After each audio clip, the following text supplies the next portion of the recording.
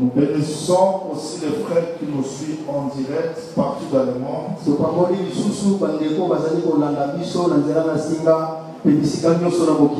Nous disons que le Seigneur vous bénisse.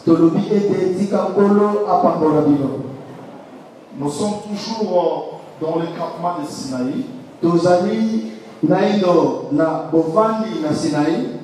J'ai reçu un papier de questions que je vais répondre après. Un frère pose la question sur la différence entre le travail de Moïse et celui d'Élie. La Bible a combien de parler? Y a-t-il des ressemblances entre l'évangile éternel et les messages? Nous allons répondre à ça, ne vous en faites pas. Nous prenons Nombre chapitre 1er.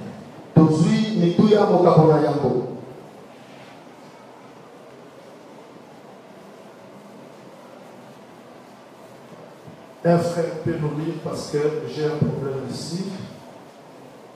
Qu'on ramène aussi une Bible s'il vous plaît, si vous en avez.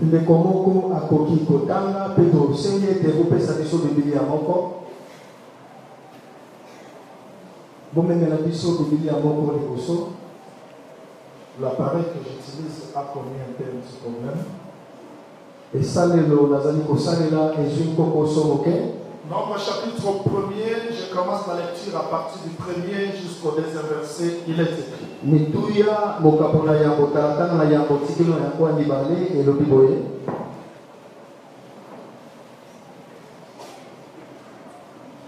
L'Éternel parla à Moïse dans le désert de Sinaï, dans la tente d'assignation, le 1er jour du 2e mois, la seconde année après leur sortie du pays d'Égypte. Yahweh alobaki na Mose na kati na bisobe na Sinaï, na kati na ema na koyangana, mokolo na yambo ya sanza ya mibale, pe ya mbula ya mibale na sima, na kobima na bango na mboka na Ejipito pe alobi. Il dit faites le dénombrement de toute l'assemblée des enfants d'Israël selon leurs familles, selon leurs maisons, de leurs pères, en comptant par tête les noms de tous les mâles. Alobi ete bino bokende na botanga libota mobimba ya bana na Israele kolandisama mabota na bango bandako bapapa na bango pe botanga motu ya kombo ya banyama ya bato nyonso ya mibali. Nous ajoutons le verset 54 de Nombre chapitre 1er. Les enfants d'Israël se conformèrent à tous les ordres que l'Éternel avait donnés à Moïse. Ils firent ainsi. Tobakisi talatala ya tuku mitano na minei ya mokapona yango ya mituya nzwana na Israele bakendeki kotosa mibeko ya Nzambe apesaki bango na nzela na Mose pe basalaki bongo. Nous ajoutons un verset encore très important, Nombre chapitre 2, je suis dans le 34e verset, un verset très important qu'on doit souligner, verset 34, Nombre chapitre 2, verset 34, il est écrit, et les enfants d'Israël se conformèrent à tous les ordres que l'Éternel avait donnés à Moïse, c'est ainsi qu'ils campaient, selon les bannières, c'est ainsi qu'ils se mettaient en marche, chacun selon sa famille, selon la maison de ce père. Mokapomoko ya motuya ya mituya mokapona mibale talatana na tubu misato na minei bana na Israele bango bakendeki kotosa mibeko nyonso yawe apesaki bango na nzela na Mose pe na boyende bakendeki na kovanda kolandisama babendele na bango pe na bongo nde bakendeki kotambola moko kolandisama libota na ye. Que le Seigneur ajoute l'explication à la lecture de sa parole. Oui, nous continuons la marche sur les fêtes dans le campement.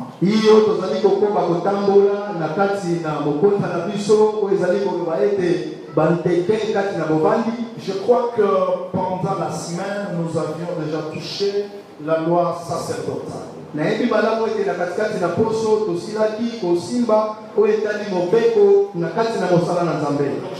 que ce matin vous me suivez, vous redoublez votre attention parce que nous allons parler de choses très Très, très important.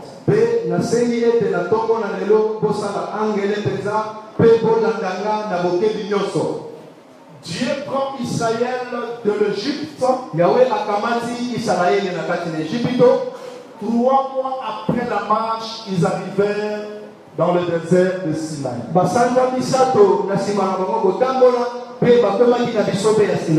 Alors que dans Sinaï, il y avait une montagne où Dieu pouvait se révéler à son peuple. Et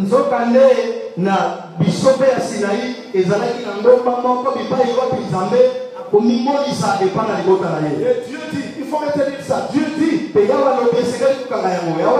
vous avez vu ce que je fais en Égypte. Je vous ai transporté sous le ciel et amené vers moi.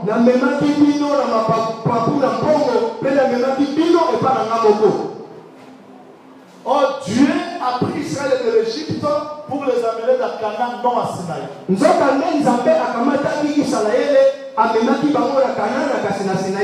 Mais Sinaï dit vers moi.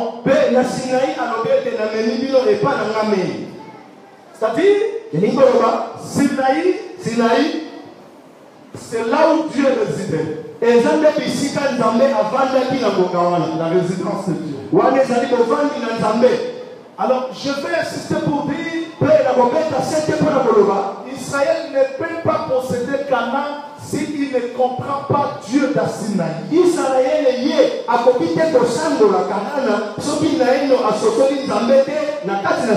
Et Dieu dit, chez moi Dieu.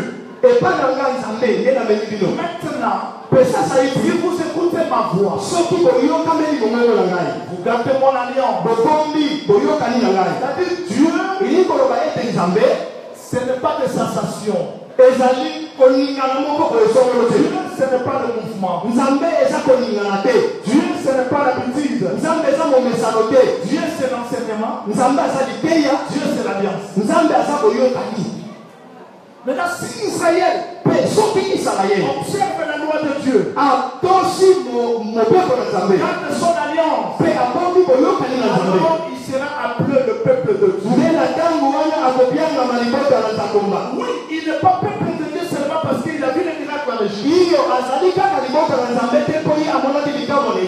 Il est peuple de Dieu. S'il comprend l'alliance, il garde l'enseignement. C'est-à-dire, dans un autre langage, je dirais, Sinaï, Dieu veut éduquer Israël. Qui il est. Donc Israël doit être éduqué. C'est conformé à la loi de Dieu. Parce que vous ne pouvez pas entrer dans Canaan si vous ne vous conformez pas à l'enseignement. C'est ce que Frère Paul dit. Je vous ai écrit ces choses avec l'espérance de te revoir, de vous revoir bientôt. Mais si je tarde, vous saurez comment vous conduire dans la maison de Dieu. Si Dieu a sauvé Jean-Louis en Égypte, Dieu a sauvé Macombe en Égypte, Joseph, vous n'allez pas aller directement dans le ciel comme ça. Dieu doit vous donner sa forme, son éducation. Voilà pourquoi ici, il y a un qui est Israël.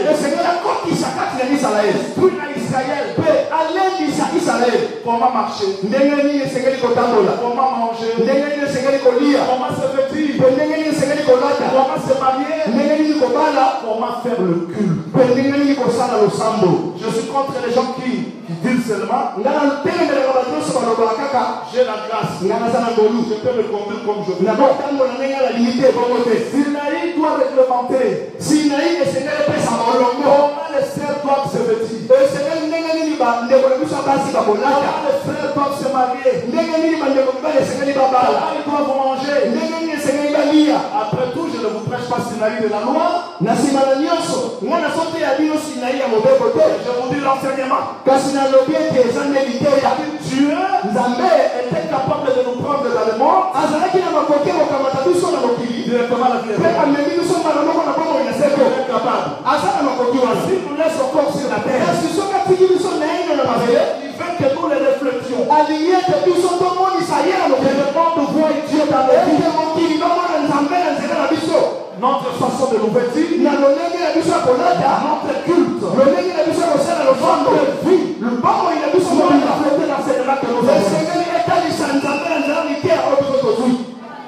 je me souviens de Saoul. Il cherchait les annonces de son père. Mais le prophète prend l'huile. Il met sur lui. Comment? Je ne suis pas venu chercher l'huile. Oui. C'est que tu cherches. 3 jours, c'est déjà retrouvé. Mais Dieu a besoin de l'huile. Que tu deviennes le roi. Premièrement, la royauté. Premièrement, le royaume. Et le reste viendra. Nous pouvons venir à l'église pour chercher quoi? Le mariage, l'argent. Quand Jésus est mort ressuscité le 3e jour, tout était retrouvé. Mais s'il nous laisse, c'est pour que l'huile soit répandue sur nous. L'huile que je parle, ce n'est pas l'huile d'olivier. L'huile qu'on vend là-bas, ce sont des aventures. Dieu se tourne au ciel quand les pasteurs vendent l'huile. Parce qu'un homme a dit, l'Esprit du Seigneur est sur moi, il m'a oint. Et l'onction que Christ parle, ce n'est pas l'huile d'olive, l'huile de ceci, cela, mais c'est le Saint-Esprit, l'enseignement. C'est-à-dire, l'enseignement doit nous donner comment marcher, comment vivre. Donc si Dieu nous laisse encore sur la terre, ce n'est pas pour acheter de voitures, aller à l'Europe, nous marier, ce n'est pas mal. Mais Dieu nous laisse sur la terre pour que l'enseignement nous façonne, pour que l'enseignement nous donne comment faire le culte, comment nous conduire, comment nous marier, comment vivre sur cette terre. Parce qu'après tout, le monde n'a pas besoin de voir la colonne du feu, mais le monde a besoin de voir Dieu dans son peuple racheté, délivré en Égypte.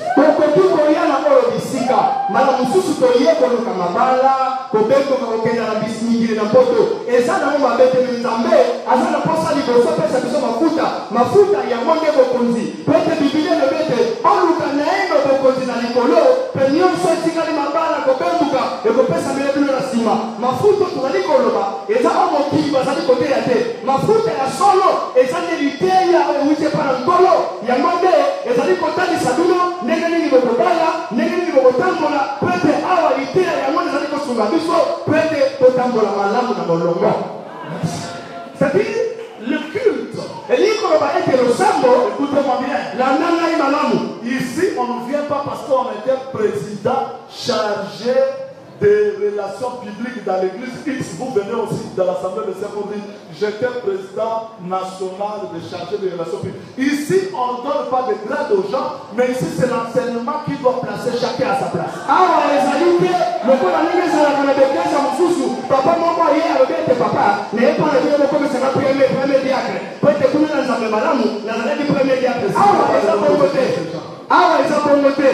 Les mérites, ne citez pas le nom des églises pour nous suivre.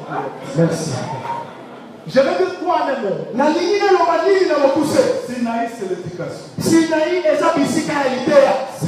c'est l'enseignement. Voilà pourquoi nous nous sommes arrêtés les vendredis. Je ne saurais pas répondre ça. On verra ça la fois prochaine. Nous avons parlé des offrandes. J'aimerais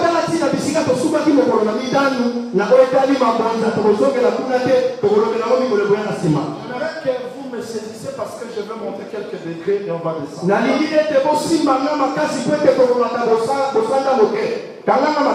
Cantique de cantique. Cantique de cantique. Je suis dans le chapitre 8. Cantique de cantique, chapitre 8. Je lis le verset 2. Je vais te conduire, t'amener à la maison de ma mère. Voilà, la maison de la mère.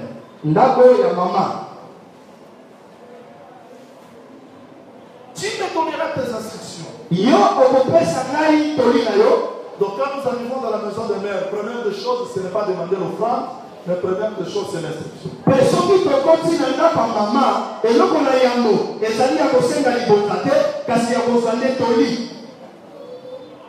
Deuxièmement, je te donnerai boire du vin parfumé.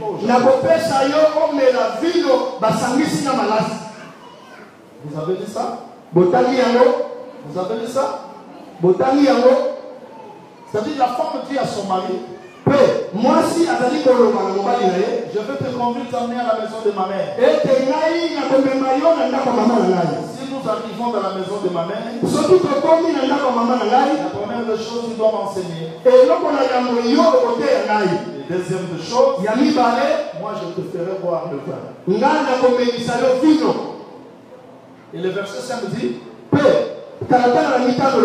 qui est celle qui monte du désert? Appuyez sur son bien-aimé. Je t'ai réveillé sous les pommiers, là ta mère t'a enfanté.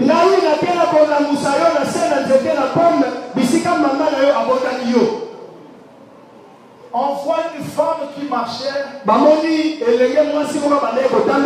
sur son mari.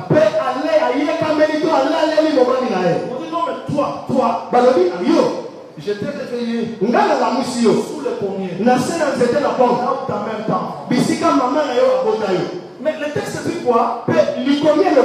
Je vais t'amener à la maison de ma mère. Tu m'enseigneras. Et après l'enseignement, je te donnerai le vin. Mes frères, la maison de la mère, c'est la maternité. C'est là où la femme est née. Sinaï, c'est la maternité d'Israël. Si vous écoutez ma voix, vous serez mon peuple.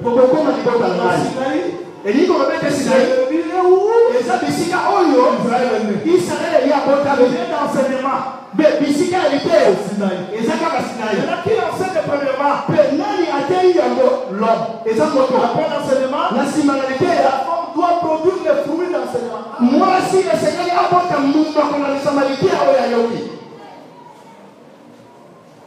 Ce n'est pas que l'homme prêche seulement, alléluia, alléluia, et la femme dit amen, elle part. Non, quand l'homme enseigne,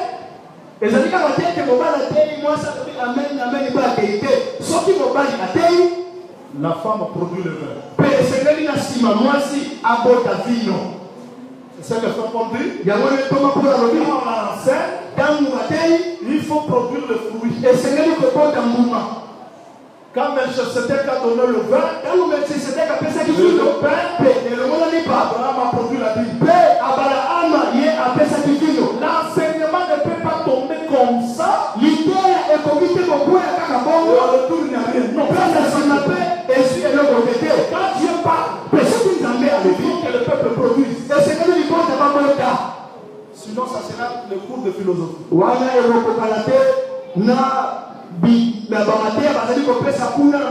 Quand on prêche le pourquoi, on doit voir le pourquoi. C'est-à-dire la compétence dans la vie des gens. Les apôtres ont dit, mon cœur brûlait au-dedans de nous quand il nous expliquait les choses. Dans la maternité, la première des choses, Dieu a enseigné. Deuxième des choses, le peuple doit produire la vie, les offrandes. Ça c'est l'éducation de Dieu, s'il vous plaît. Dieu ne peut pas enseigner les gens et les laisser comme ça. Quand Dieu enseigne, il veut que les gens reproduisent l'enseignement dans leur vie. Voilà pourquoi le vendredi j'ai expliqué holocauste, farine, tout. Je ne vais pas reprendre ça ici. Je dis que dans des autres jours, quand on va faire des partages, je reviendrai sur ça.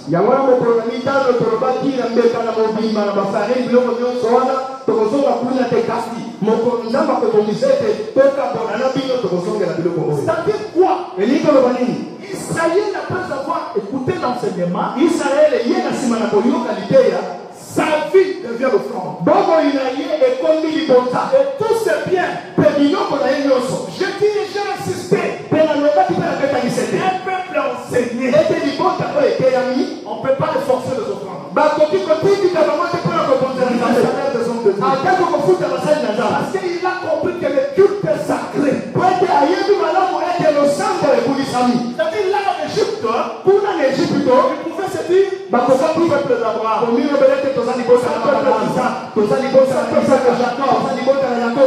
il ne produisait pas la vie d'Abraham.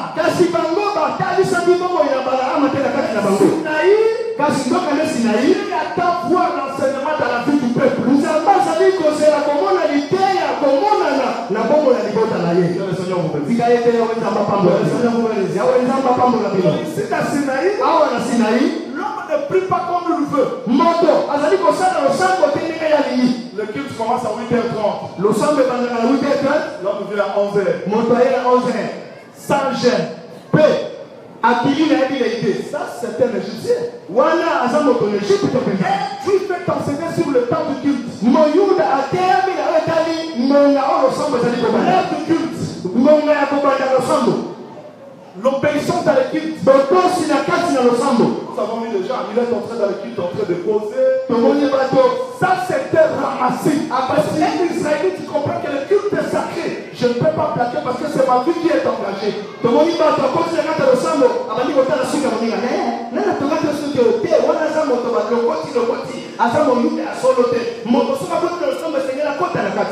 ministre qui vient à 11h. Un étendard qui vient à 12h moins. Un responsable. Non, Sinaï nous donne l'ordre sur le culte. Le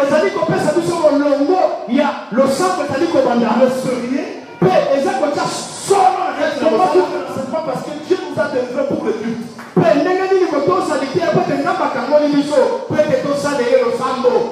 Je peux continuer? Je peux continuer? Voilà le texte que nous venons de lire. Je reprends parce que c'est là où je vais mettre un point virgule parce que le dimanche, nous allons retourner toujours dans la loi, mais toucher cette fois-ci la loi de la guerre.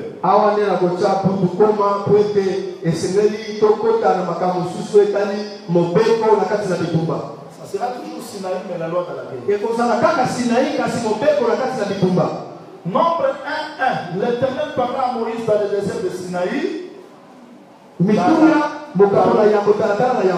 Dans la tente d'assignation. C'est-à-dire quoi? Le tabernacle est déjà dressé. Ok? Vous avez oublié? Dieu parlait sur la montagne. Mais quand le tabernacle est dressé, c'est-à-dire que le culte est dressé, Dieu parlera maintenant au milieu. Qu'est-ce qu'il dit? Dieu dit ceci. Dieu parla dans le désert de Sinaï, dans la tente d'assignation, le premier jour du second mois de la seconde année.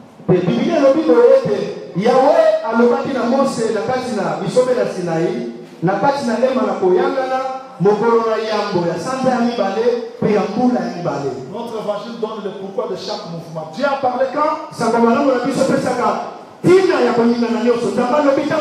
Premier jour. Quand c'est moi? Hein? Deuxième mois. De la deuxième.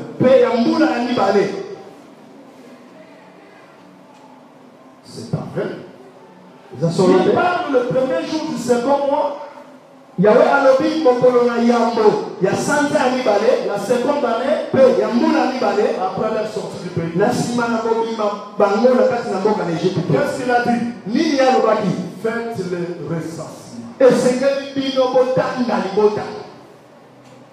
Le dénombrement doit être fait. David suivait. Quel jour? Botanda libote kosema mokolo nini? Quel jour? Oh.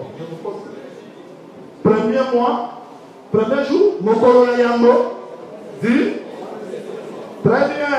C'est-à-dire le dénombrement se fait le premier jour du deuxième mois et la deuxième mois. Pourquoi Dieu attendait deuxième mois? Exode chapitre 40. Je suis dans les premiers versets. Jusqu'au deuxième. Exode 40. Il est écrit. L'Éternel parla à Moïse et dit, le premier jour du premier mois, tu dresseras le tabernacle. C'est-à-dire quoi? Il y a eu premier jour du premier mois. Qu'est-ce qui a été fait? Le tabernacle. C'était 4e jour. Le premier mois. Dieu attendait 30e jour après. C'est-à-dire, premier jour du deuxième mois, comme on a recensé le peuple.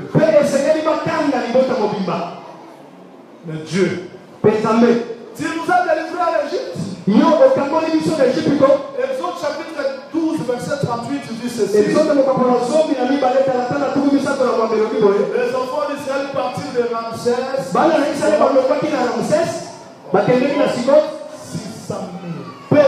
600 000. Ok? Ok. C'est-à-dire qu'à partir de l'Égypte, Dieu connaissait déjà le nombre, n'est-ce pas?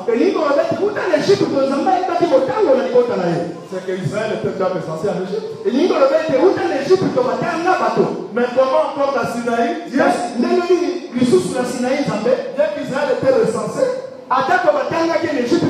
Mais la Sinaï, il attendait tout d'abord que le tabernacle soit dressé. Après que le tabernacle soit dressé, maintenant, le premier jour du deuxième mois, il rassemblait moi l'Égypte.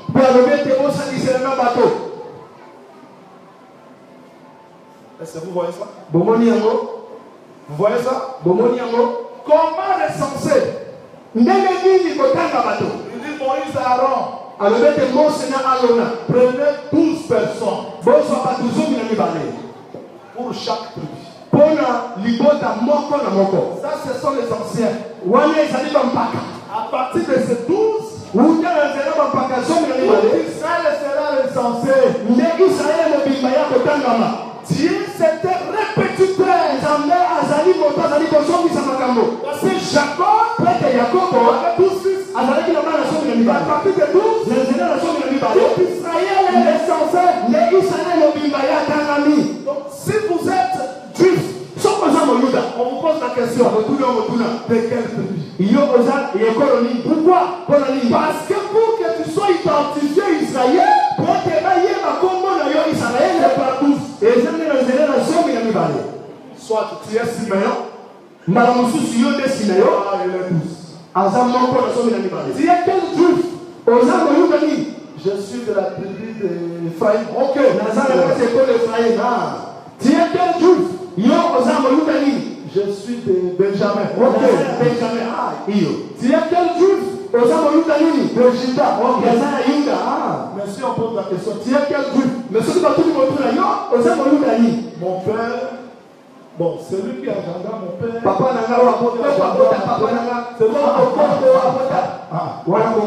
c'est-à-dire c'était ramassé. Le juif, on va le recenser par 12. Voilà pourquoi le vrai Dieu, il a pris corps. Vous ne pouvez pas recenser les gens. Vous savez pourquoi? La femme syrophénicienne est venue. Cette femme-là est venue. C'était pas pour le temps de recensement. Chien. Il envoie le disciple pour aller prêcher. N'allez pas par n'importe quel pays. Ne prêchez pas les Congolais.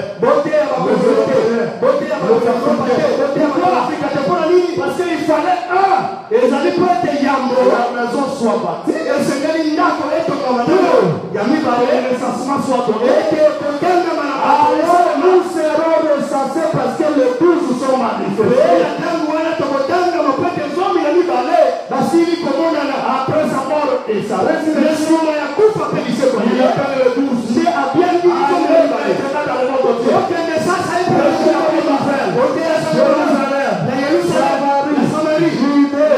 jusqu'aux extrémités de la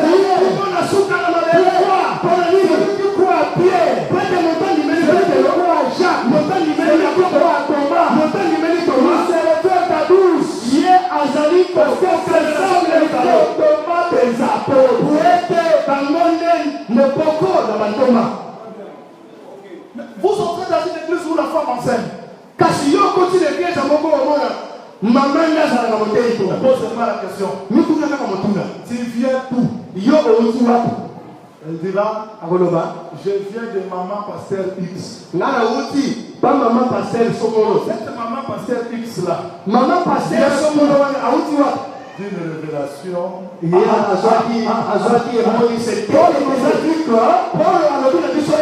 ciel tombait du ciel.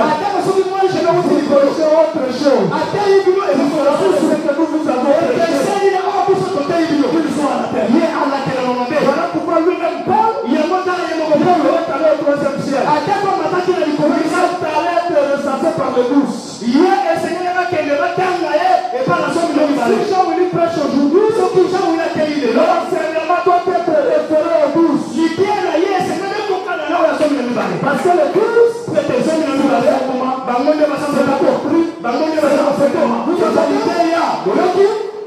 donc un peuple qui n'est pas enseigné par le douce, il n'est pas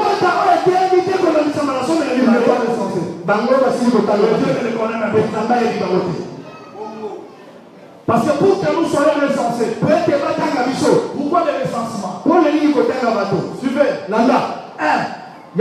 C'est pour identifier. On doit connaître ton nom. On doit connaître ton âge. Et on ne recense pas par le nom de maman.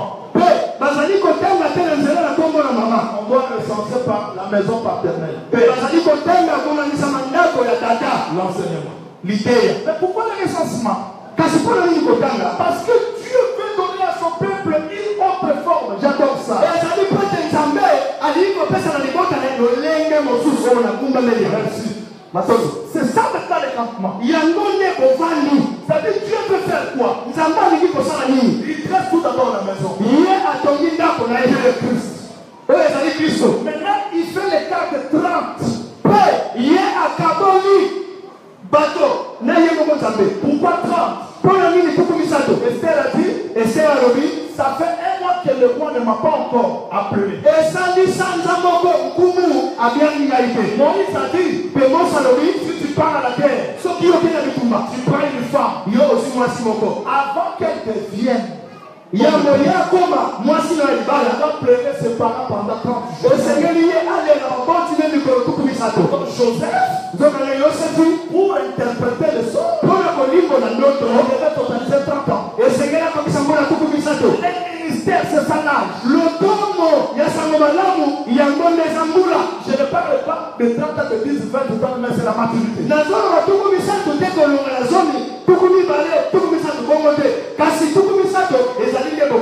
Parce que nous avons des prédicateurs païens. Ils prêchent une chose, ils n'ont pas atteint la maturité. Son message ne va pas recenser. Le recensement doit faire quoi? Dieu veut connaître l'identité. On t'appelle déjà Jean-Willy. Dieu connaît que tu es Jean-Willy. Ça c'est l'Égypte, ok? Mais quand tu viens dans l'enseignement, on doit encore te recenser. Dieu doit te donner un nom qui est propre de toi.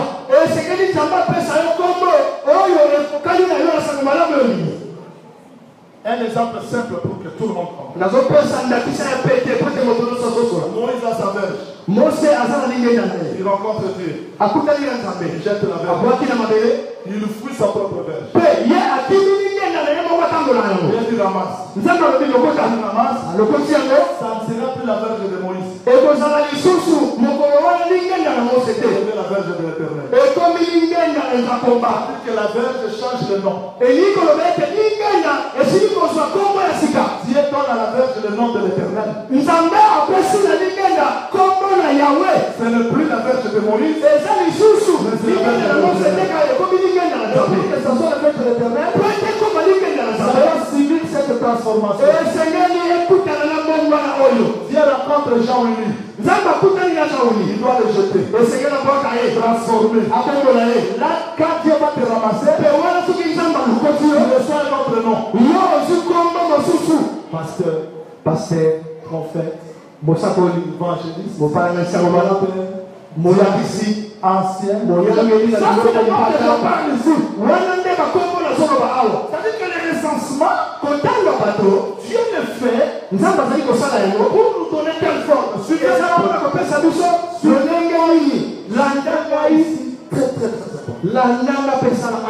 Parce que je donne seulement les décisions. Dieu donne la loi des offrandes. C'est pas le tout. Suivez-moi. Suivez. Le tabernacle est mesuré. Dieu n'a pas donné le tabernacle selon la forme de Moïse. Non. Longueur.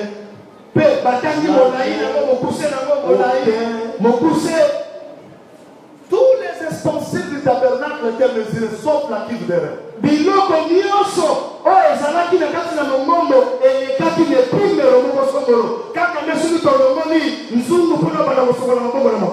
au tel de l'Holocauste, mesuré. Arche mesurée. Les planches qui sont entrées ici, mesurées. C'est-à-dire que la maison est déjà mesurée.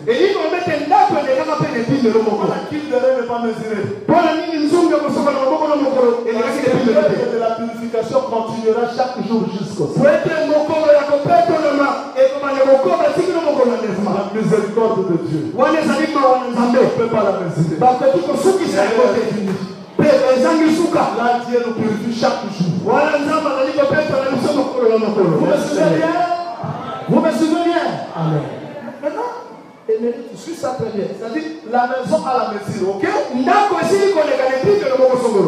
Maintenant, Dieu doit aussi mesurer le peuple. Mais ici, dans Sinaï, vous n'allez pas dire. Je vais rester là où je vais.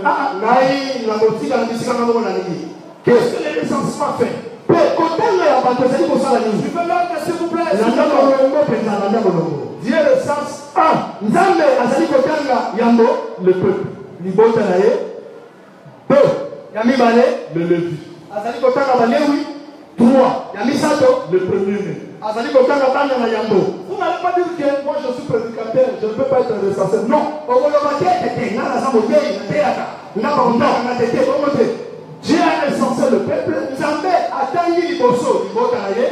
Il a sorti le nombre. 600 et quelques mille. 600 il prend maintenant le Lévi. Il sort 3 familles. Le Kéhat, le Gershon, le Merari.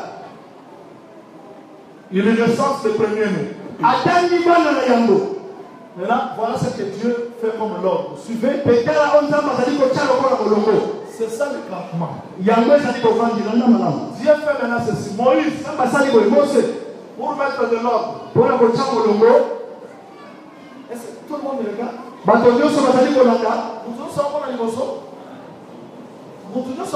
S'il vous plaît. Dieu fait comme ça. Maintenant, Lévi doit être égal au premier-né. Voilà l'ordre de campagne. Je commence. Moi, c'est comment? Dites désormais, prenez le Lévite comme le premier-né. Mais il faut tout d'abord le recenser. On a commencé à recenser. Moïse a trouvé que le nombre de premiers-nés était supérieur à celui de Lévi. Mais comment Lévi peut devenir premier-né parce que le nombre de premiers-nés est supérieur?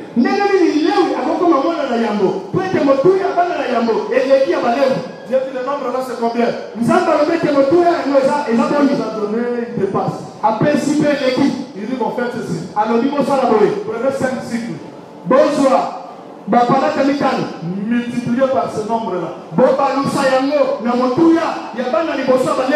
C'est-à-dire que parce que tu as pris 5, multiplié par ce nombre, ça alors, directement le Lévi devient premier.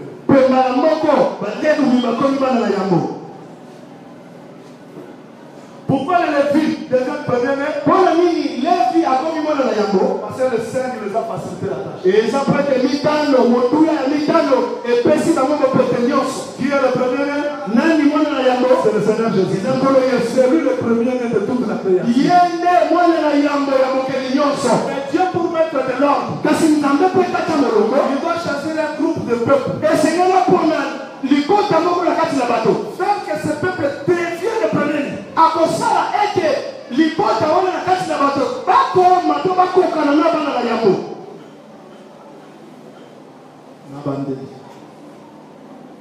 Joseph arrive chez Pharaon. 1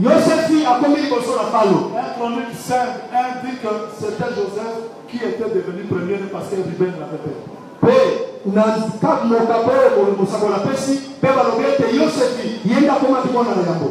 Parce qu'avant tout, Pharaon doit écouter les voix de Joseph.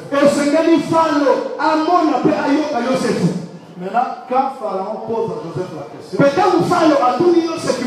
Joseph dit ceci: mes frères sont là, mes parents sont arrivés là.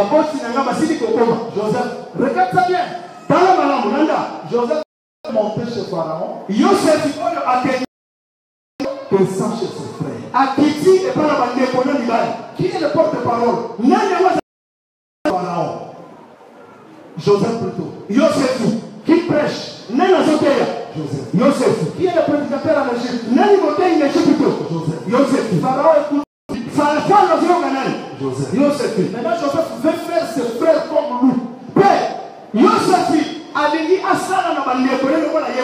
Parce que vous devez aussi parler devant Pharaon. Il ne prend pas.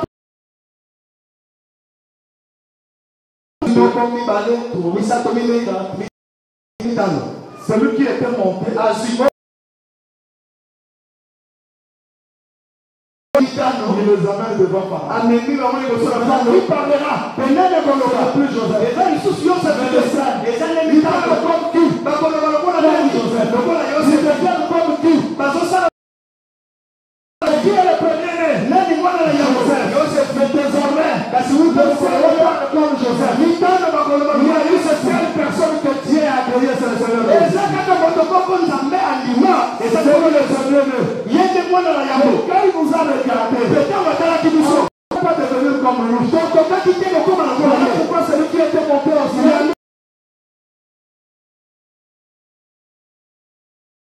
Comme apôtre. Qui est apôtre? Hébreux 3, 1 dit Jésus. Qui est prophète? Luc 24, 19 dit c'est Jésus. Luc 24, 19 comme évangéliste.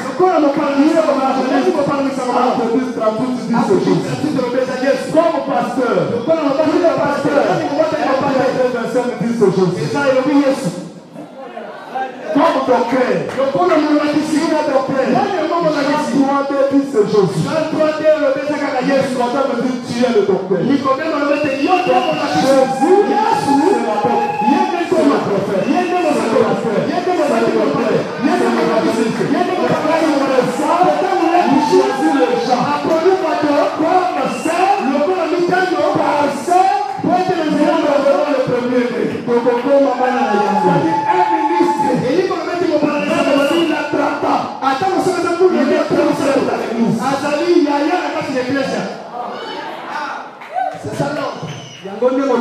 Donc quelqu'un qui a le ministère, même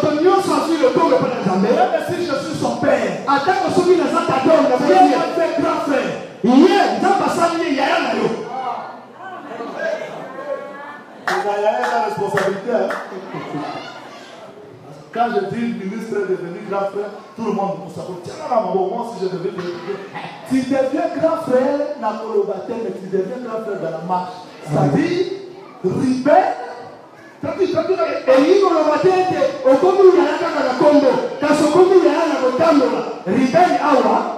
il a touché tout d'abord la promesse. Il a dit à Moïse, je peux rester ici. Je suis entré dans ma promesse. Oui.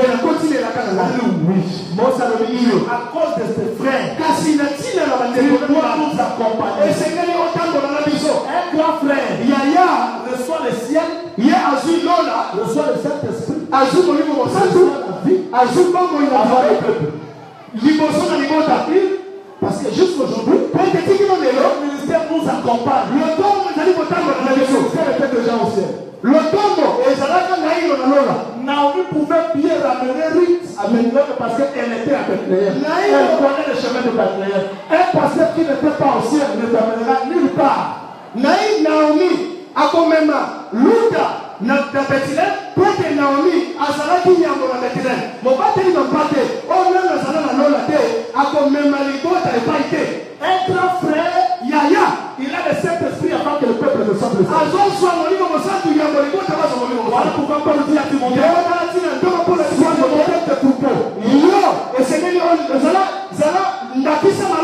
en parole, en acte, le ministre, ce n'est pas un chef. Mais c'est le modèle. Il doit avoir la patience. Comme une nourrice. Il doit accepter le sacrifice. Comme un soldat. C'est-à-dire c'est quelqu'un à sa moto qui a déjà touché le ciel. Il est à 6 000 $. Parce qu'il représente déjà Christ. Vous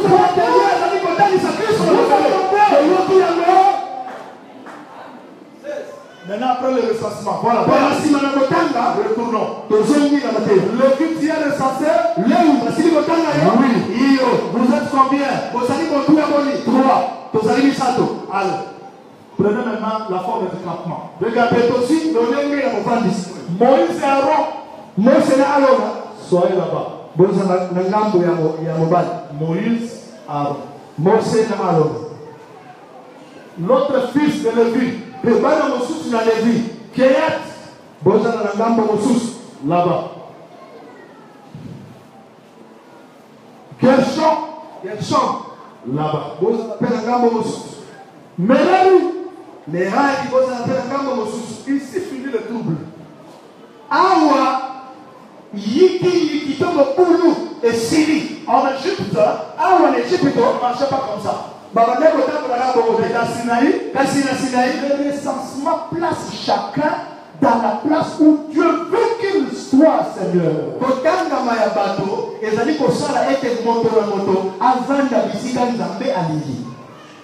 Kéat ne cherchera pas ici, non. Il connaît le nombre, quantité de Moïse et d'Aaron. Il sait pourquoi il les a placés à l'Orient.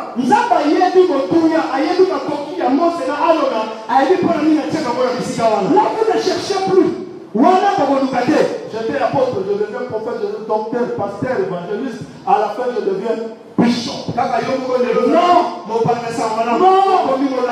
bishop, ce n'est pas un cadre, c'est un ancien. C'est tout.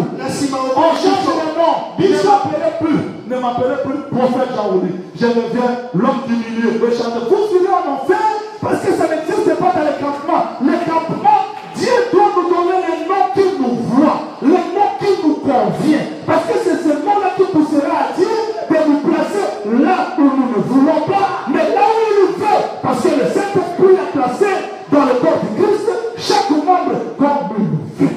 Ozalaki mopalanisa malamu lelo loto ko mi mona kisi suka suka nango bokenga masu tomate ngana sili ko ma biso pesa lo kumute ezalika mona kiseto zampaka ala tozala bovandi na bovandi moto na moto bovandi nika ya limite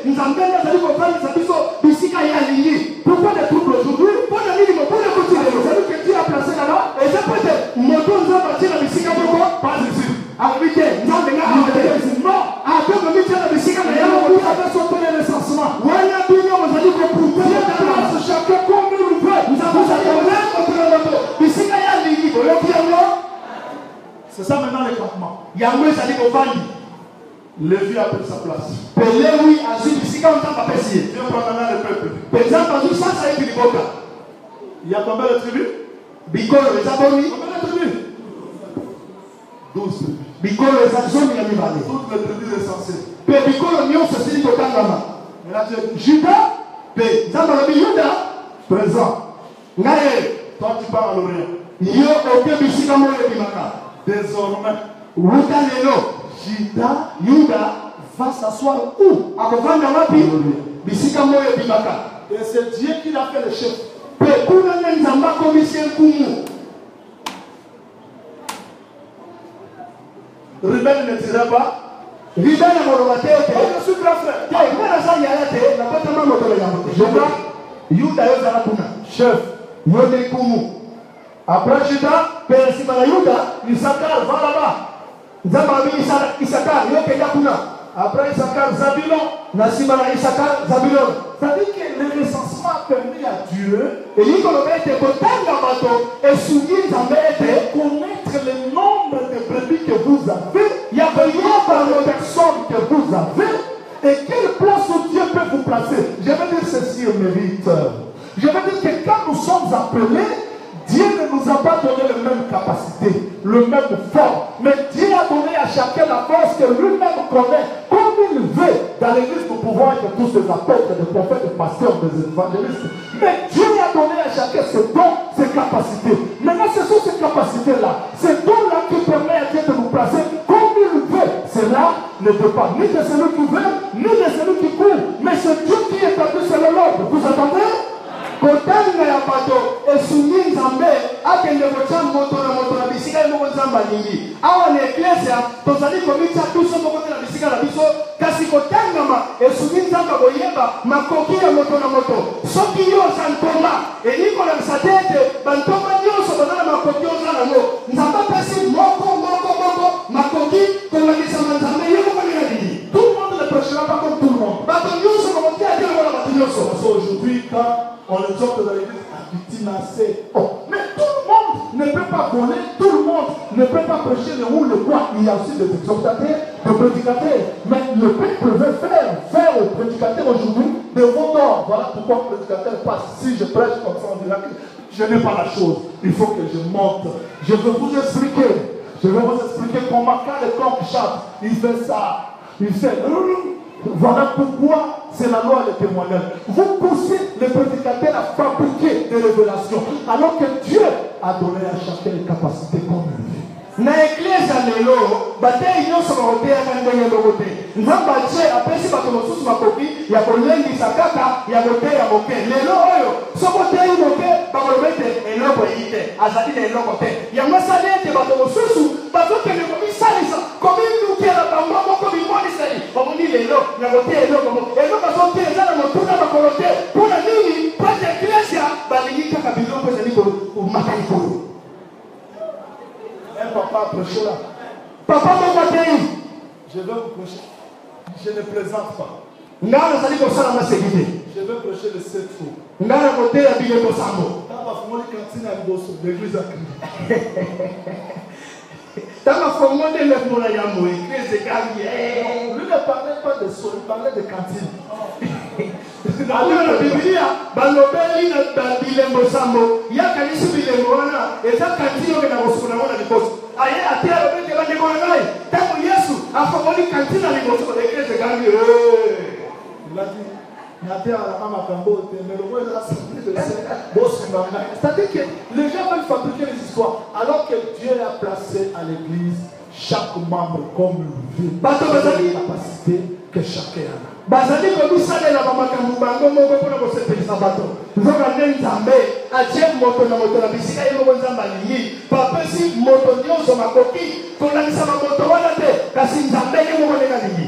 Vous me suivez bien? Bolandi yango. Vous me suivez bien? Bolandi yango. Juda, Issachar, Zabulon. Yuda, Issachar, Zabulon. Ici le chef c'est Ruben. Awa nkumu ezali Ruben. Ici le chef c'est Ephraïm. Awa mokonzi ezali Ephraïm. Manassé, Benjamin. Bazala Manassé pe bazala Benjamin. Le chef c'est Dan. Awa mokonzi ezali Dan. Bazala Manassé pe bazala Nephtali. Simeon. Ruben azana Siméon pe azana Gad. Maintenant suivez. Pe landa sa aide. Dans la seconde campement. Campement devient quatre côtés. Pe bovandi ekomi na bangambo mine. Les 600 000 Pe bato 600 000 deviennent seulement 4. bakomi na mine. Oui, oui. Ils étaient 600 000. Bazalaki 600 000. Mais après le recensement, Pe na simana botanga bango. celui qui est là-bas à côté, Oyo azana ngambo kuna. quand il regarde comme ça, il verra qui? Soka tali akomona nani? Il verra un. Akomona moko mibale misato minei. C'est tout. Pe suki. Mais cette forme-ci, Pe lolenge oyo. le 600 000 Pe 600 000 wana reflète le Lévite. bazali komonisa kaka lewu. Mais ce n'est pas la forme de Lévite, Pe eza lolenge na lewu te. c'est la maison. Kasi eza lolenge ya ndako. Ça veut dire que c'est la maison Elingi koloba ete ndako qui a donné la forme au Lévite. epesi lolenge mpa na lewu. Et le Lévite a donné la forme au Pe Lévite. lewu na ntango wana apesi lolenge na libota. Quand vous regardez le peuple, Pe soki yo otali libota vous verrez plus un homme. yo okomona moto te. Si tu regardes l'église au monde Jean Willy, tu n'es pas un Juif. Soki yo otali eklezia omoni Jean Wili yo omoni mabe oza moyuda te. Quand on regarde l'église, on va voir qui. Pe soki totali eklezia sika tomona nani? Parce que, suivez, Landa chaque côté a sa bannière. po ete na ngambo mpe mosusu eza na bendele moko songolo. Merci. Matondo Là, c'est le lion. kuna ezali nde nkosi. Ici, c'est l'homme. Awa eza nde moto. Là, c'est le taureau. Awa eza ngombe. Là, c'est le serpent. Kuna eza nyoka. Donc, si tu regardes le campement, Pe soki yo otali bovandi Balaam était venu. balama yaki. Quand il a regardé Israël, Pe ntango atali Isalaele c'est un peuple qui se couche comme lion. akambo alobi te libota oyo baza libota bazali kolala lokola nkosi. Comment les hommes deviennent des lions? Ndenge nini bato bakomi lokola nkosi? Parce qu'ils ont reçu la forme. eza mpo ete bango batosaki molongo. Si le diable nous attaque facilement parce que les gens ont abandonné la forme que Dieu nous a laissée, Dieu ne nous a pas laissé pour donner la forme de révérend, mais pour donner la forme de la parole, s'il vous plaît. La parole, seulement la parole, c'est ça l'évangile. Là, le diable ne te touchera pas si tu respectes la parole. Si tu es campé selon la position que Dieu t'a placée, on ne verra que l'évangile. Parce qu'après tout, les quatre formes ici, ce sont les quatre êtres vivants. C'est ça la forme de Christ dans l'évangile. C'est lui Dieu le lion comme roi. C'est lui le veau comme sacrifice. C'est lui l'homme comme celui qui est venu sauver. Rédacteur, c'est lui le temps, juge comme le serpent. Ça veut dire que cette forme-là, c'est la forme de l'évangile que l'Église est appelée à manifester aujourd'hui. L'Église ne manifeste pas la forme d'une église, d'une organisation, d'un pasteur, mais on doit manifester, refléter la forme de l'évangile parce que c'est la forme que Christ est venu manifester sur cette terre. Vous entendez? Pelelo oyo, soki kada pemba, azali kobungisa biso bazali kolonga biso, pete biso moko, tomipesi lolenge ya batei to balenge, lolenge na biso moko. Nzoka nina likanisi na Nzambe, azala pose ete biso, totalisa lolenge ya liloba na Nzambe. Tozoki totali awa na bovandi, tozomona ete lion to nkosi azali. Nkosi eza kaka ye moko Nzambe aza mokonzi. Pe tozomona koto ngombe yene Nzambe lokola likabaki mbeka. Pe tozomona nyoka lokola Nzambe bosambisi. Pe tozomona moto lokola Nzambe yaki mpona kosikola. Esengeli tozo lolenge oyo. C'est ça l'évangile. Yangonde sango malamu. Vous n'allez pas adorer comme les gens te disent. Tout le monde qui chante, ma connu c'est le roi 4 êtres vivants, mon sang. Non, les 4 êtres vivants qui sont tout autour du trône, au milieu du trône. Comment les 4 êtres vivants peuvent être tout autour et au milieu? C'est-à-dire que c'est le seul Dieu. Quand il descendit en Égypte, il a dit Pharaon laisse. Là il est le lion. Parce que Pharaon a résisté, il entre dans l'agneau. Là il devient le veau, le sacrifice. Il entre dans Moïse, l'homme. Il dit, va. Là, il est l'homme. Et devant la mer rouge, il devient l'aigle. Il transporte Israël. Ça dit que les 4 êtres vivants, c'est Dieu lui-même dans ses manifestations dans l'évangile pour nous délivrer. Ce n'est pas des êtres comme ça qui crient. Non, ça c'est un langage. Parce qu'au ciel, il n'y a pas un lion à part le Dieu lui-même qui est le lion. Il n'y a pas un homme à part Dieu lui-même qui est l'homme. Mais c'est ça l'évangile. C'est la forme que nous sommes appelés à manifester. Mais pour manifester cette forme, on a besoin d'être recensés. Tout ce qui est comme ça Nzambe te, le qu'on a battu tout le monde qui est comme ça Nzambe. Nous connaissons la tête du prêtre, il y a aussi un 4 êtres vivants. Nous sommes en l'air, 4 êtres vivants. wana eza kaka nzambe ye moko kasi ndenge nini le kati ete biba bazali njinga na ngwende mpe baza mpe na kati na ngwende soki eza nzambe ye moko te yango wana ntango tokiti le jupiter mose azoloba liboso na falo lokola nzambe liyo lokola nkosi kasi lokola ye akangi motema mpona kobimisa libota nzambe alongwe nkosi akomi lokola meme mpe tasikola libota mpe ntango bango bakomi mpona kobima na kati na jupiter nzambe akomi lokola moto mpona kokamba libota na ye mpe liboso na mai monene nzambe akomi lokola mbongo po ete amatisa libota ne na mapapu akatisa bango mai monene yango tolobi ete bikelamu mingi oyo eza kaka nzambe ye moko eza nde liteya mpona biso lelo. C'est-à-dire que l'église aujourd'hui, église ya lelo sommes appelés à manifester la vie de Christ. tobiangami mpona kotalisa na mokili bongo ya kristo eza kati na biso Désormais, uta lelo quand Israël veut s'asseoir dans Sinaï, soki israele yaki kovanda na sinai nous sommes là. On s'entend bien? Si la colonne du feu vient, soki likonzi na moto eyei vous n'allez plus vous asseoir comme vous voulez. bino bokovanda te konanisa na poso na bino moko Je vais revenir là. nakosonga bisika wana Si tu es israélite, soki yo ozali mwana na israele tu dois connaître là où tu es placé. esengeli yo oyeba bisika nini nzambe atie yo Je voulais parler de l'ordre tombé. nalingi koloba na ntina na molongo na kati na eklezia À l'église, on ne parle pas n'importe comment. na eklezia balobaka te ndenge On balingi ne fait pas n'importe quoi. basalaka nyonso balingi te L'église, c'est le lieu de l'ordre. eklezia eza bisika molongo ezali Le culte est sacré. mpe losambo ebulisami Quitte sa place, c'était mon toit.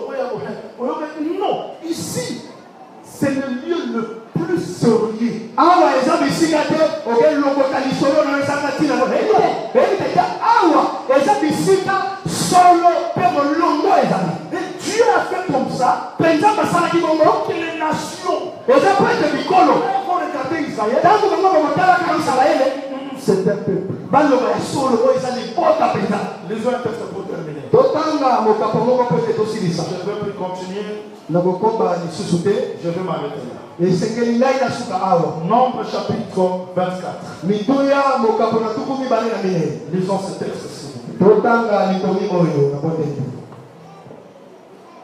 Nombre 24, je commence par le dire par le verset 2. tobandi tala matangi uta na talatala na mibale Là, le complot se faisait pour maudire Israël.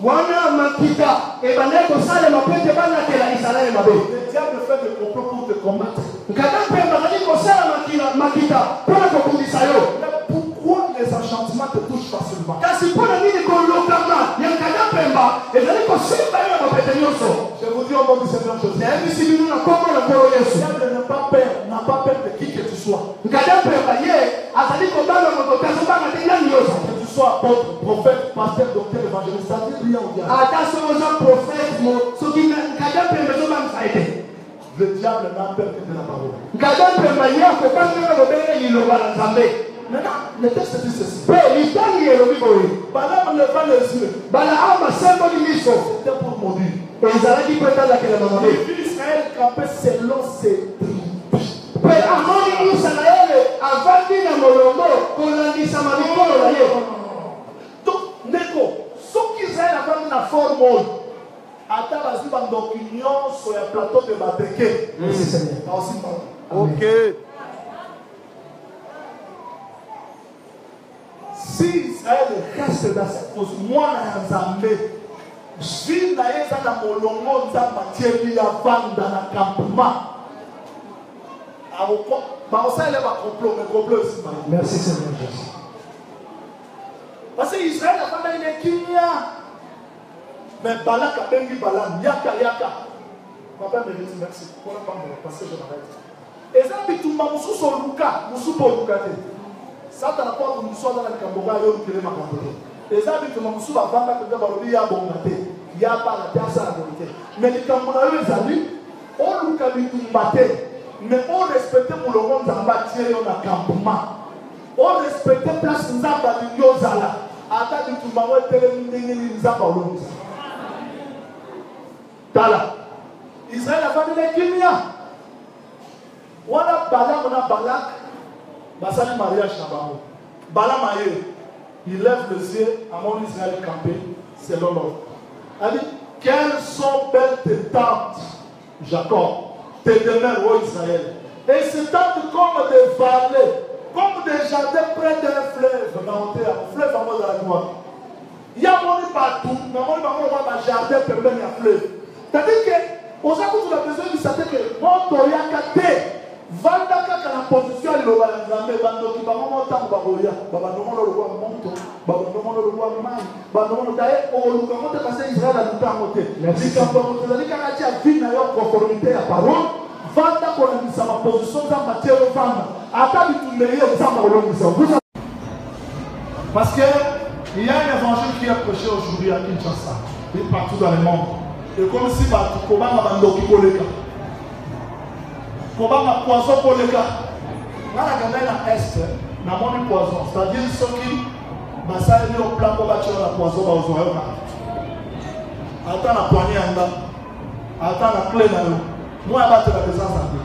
On m'a dit que tu as dit que tu as dit que son moment, il y a un naïf, il y a tout dans la penza versé, il y a un pierre. Il y a sur le banc. Bokoli a dit non, il y a un verset non c'est là. Bon, ce qui nous manque dans la solo, on a dit combien de poissons il y a pour Koufa.